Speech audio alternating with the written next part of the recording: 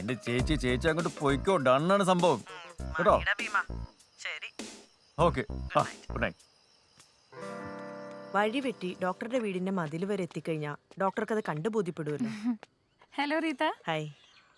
അല്ലാതെ ഡോക്ടറുടെ അനുവാദം ഇല്ലാണ്ട് അത് പൊളിച്ചു കളയുന്നൊക്കെ പറയുന്നത് ചിലരുടെയൊക്കെ വെറും തെറ്റിദ്ധരിപ്പിക്കല. ഡോക്ടർ അതൊന്നും കേട്ട് വിശ്വസിക്കരുത്.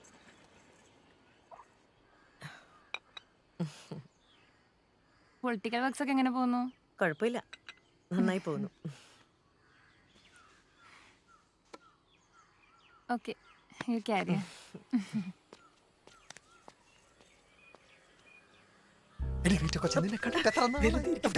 അവര് കാണും. എടാ, ഞാൻ ആ വഴിയുടെ കാര്യം പറയാൻ വന്നല്ലേ. നീ ഒന്ന് മനസ്സ് വെച്ച് ഇവിടെ വഴി വരും. പാവങ്ങളാടാ, പ്ലീസ്. ശരി, പക്ഷെ ഒരു കാര്യം, ആ മതിൽ പൊളിച്ചാൽ തിരിച്ചു പണി തരണം. അമ്മ ഇവിടെ തന്നെ സേഫ് ആയിരിക്കണം. ശരിയാക്കാം. ഓക്കെ, നീ പറയുന്നത് നമുക്ക് കാണാലോ, നീ ഇവിടെ ഉണ്ടല്ലോ.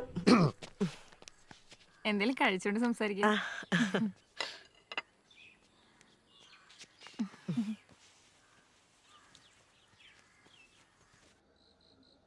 നിങ്ങക്കേ ആ റീത്തയെ കാണുമ്പോ എന്താ തോന്നുന്നേ? അതെ, ആലപ്പുഴ നിന്റെ ആ പഴയ പള്ളിപ്പാട്ടുകാരനല്ലേ, നിനക്ക് അവനെ കാണുമ്പോ എന്നാ തോന്നുന്നത്? അതെനിക്കും തോന്നുള്ളൂ.